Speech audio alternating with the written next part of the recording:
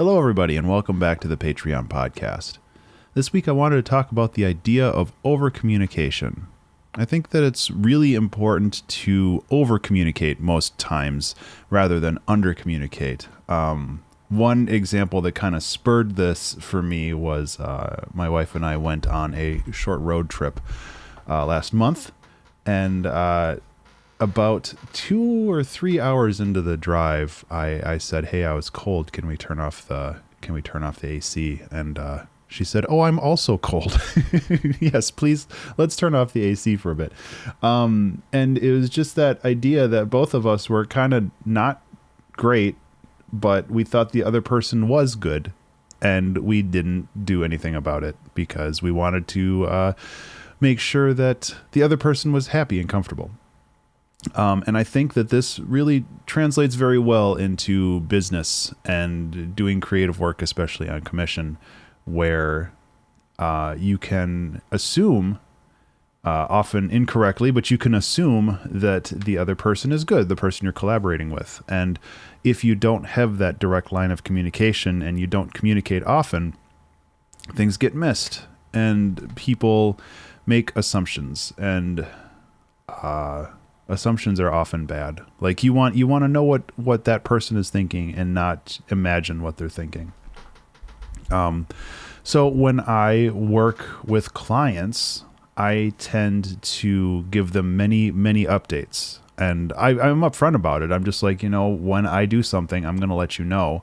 And if I'm communicating too much and I'm being annoying, please, let me know and I'll ease off a little bit. But, sometimes that means that when I finish a piece, I send it over to them right away, even though if that's the second one I've done that day, or if that's like the third one I've done this week. I just make sure that I am continually sending them a stream of stuff that they can listen to, offer feedback on, and then we can iterate from there. Because really that level of communication is about iteration, because I know what I want to do, but I don't know if it conforms with what they're expecting. And I want to make sure that that's in parity, that we have, we're working toward the same goal.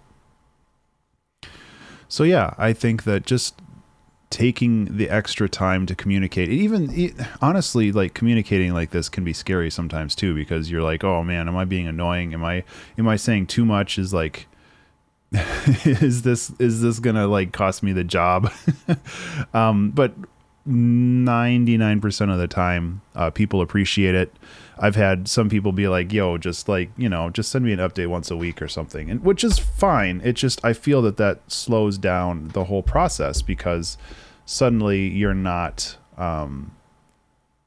you don't get that feedback loop as quickly, and that I feel it can really slow down the process of just creating things.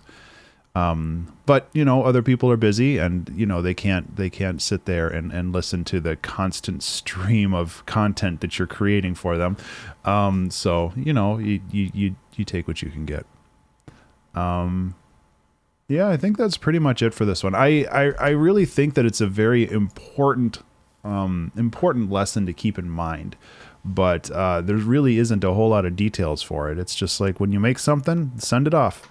Make sure that people are aware of it. And honestly, when it comes to social media, and when it comes to just promoting your own content, even if it is not related to client work, overcommunication can be a good thing too. Obviously, you don't want to spam. You don't want to be sending a link an hour on your Twitter or something. But I think that it's important and valuable to ensure that, when you make something, just put it out there, because the people who follow you will probably be interested in it. I just realized my voice sounds weird. The allergies are kicking my butt today. I hope that you have a wonderful weekend. That's not how I do this. Thank you so much for being a Patreon subscriber. I really do appreciate it. I hope you have a wonderful weekend. Thank you so much for listening, and I will talk to you in the next one. Be remarkable.